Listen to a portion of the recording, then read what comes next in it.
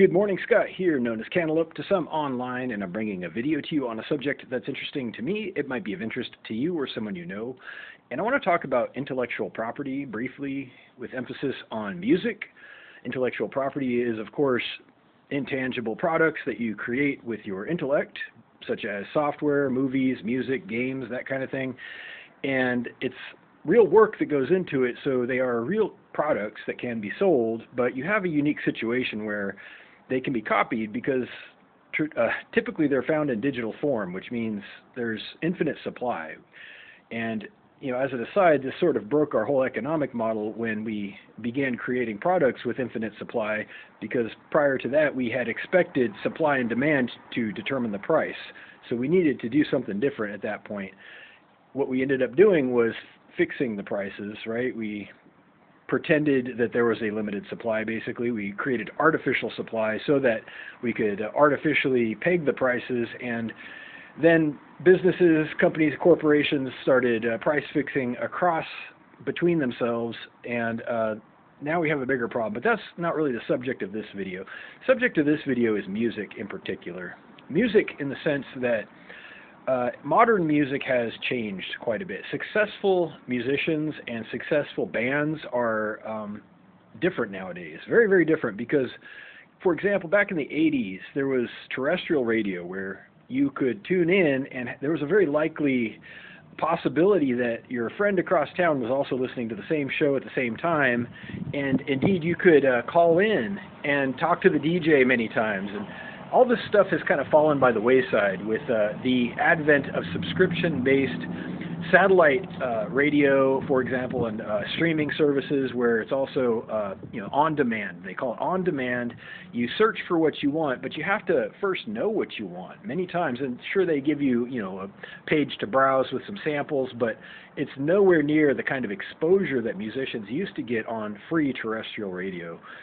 So we are still just barely riding the tail end of the wave that used to be in the 80s and 90s, and prior to that, a huge free service for the vast majority of people. And now it's just, we talk about classic music, and the modern music arguably there's something called an intellectual age. There's something called an age of maturity in terms of occupation, especially in music or movie producing, where the experience of the producer, the experience of the writer or designer has an age to it.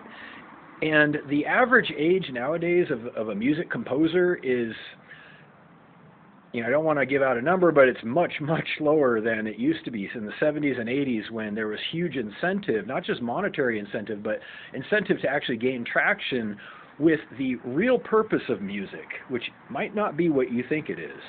So this is a segue to the actual central subject of this video, which is, what is the purpose of pop music?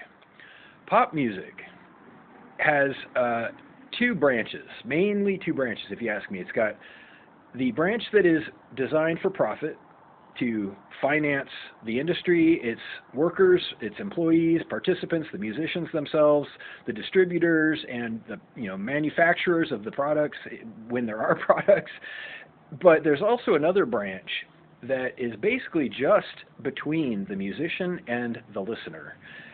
Traditionally, especially in folk music circles, this has been the main branch. And this is actually the main branch that gains traction with the public, because this is where the main purpose of music is served, that being communication. Music is first and foremost an art form. And like any art form, music aims to communicate emotions and experiences. It is the oral tradition with rhythm and melody. That's all music has ever been. Rhythm and melody, possibly with lyrics alongside, but emotional content regardless. There's some kind of emotional message contained in any piece of music, and that is its primary function, until it's made to simulate music for the purpose of gaining money, gaining profit out of it. So there is an unfortunate degree of confusion in the entire industry, if you ask me, including among musicians, including among very successful popular musicians, where it becomes about money, especially when they perceive or are told by the industry that their days are numbered. They start trying to do a cash grab. Oh well, if I'm being ushered out, I better just you know, cut my losses and go for broke. I'm just going to max out my saturation in terms of trying to wring every penny out of this business model that I've had so far that I can. But unfortunately, this has the effect of cutting their own throats, because the only interest people ever had in their music was in the authenticity of their message. And I'm quite sure of this.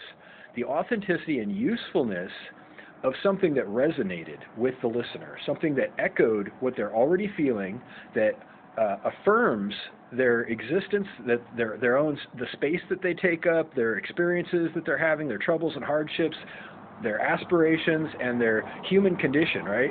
It reflects, hopefully and ideally, if they're listening to it and enjoying it, parts of the human condition that they have found challenging and that help them in some way.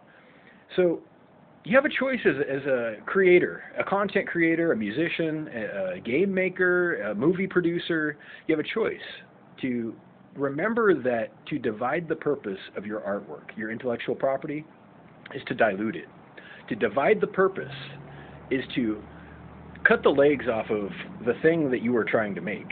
And it's a conflict of interest. It's self-destructive, and it's what the industry will tell you to do. I'm as surprised as you are. The industry will tell you, they'll ask you, what is your target demographic? Who are you aiming to sell to? Okay, well, this is a loaded question. What do you mean, sell to? If somebody wants to buy my music, that's on them. That is between them and their wallet, sir.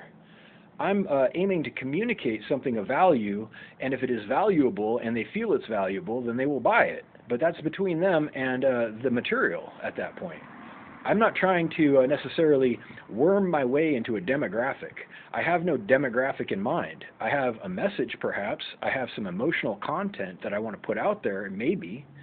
But I'll be honest, as a musician myself, my primary goal in making music, whether there's lyrics or not, is to make it as listenable as possible.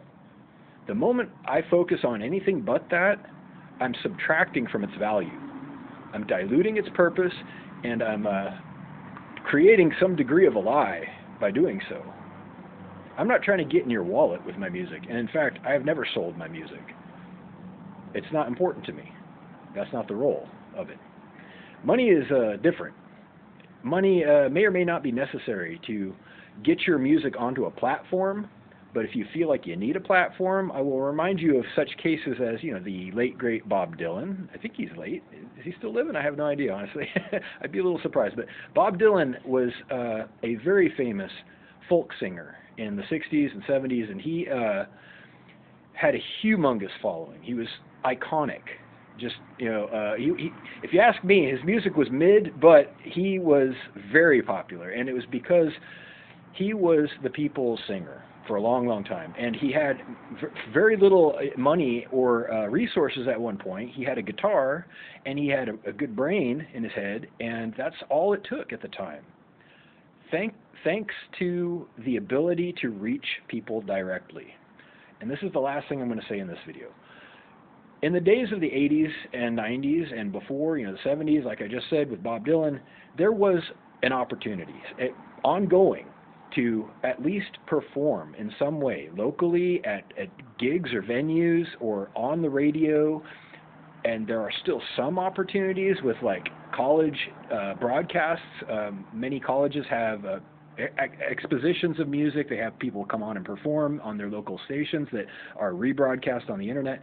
But today, it is almost impossible compared to back then to get any kind of exposure, because the chain of the product chain, the supply chain of intellectual property has been locked down and refined so far to the point that you have to buy your way into it, which creates a barrier to entry, not just for artists, but for the listeners and everybody except these fat middlemen. And I don't want to just be bitter about it, but it's absolutely true. The quality of entertainment of intellectual property that you can even access nowadays, never mind being able to hear it for free. You can't even get good music in modern times because the musicians themselves, the emerging talents, are being blocked unless they have friends in the industry and money to pay for it. And it's become so commercialized and so digital and secure in terms of copyright and barriers to entry that it's just not working. The information is not flowing. The messages aren't getting out there, and the few messages that do make it to the public are just, they're AI generated, or they sound AI generated. And I'm not saying that all the music today is bad, but compared to back then, it is. There's no other way around it. That's a lot to say, but it's all true. I think if you disagree, if you like this video, please reach out with questions or comments to whitehotrobot@gmail.com. Thank you.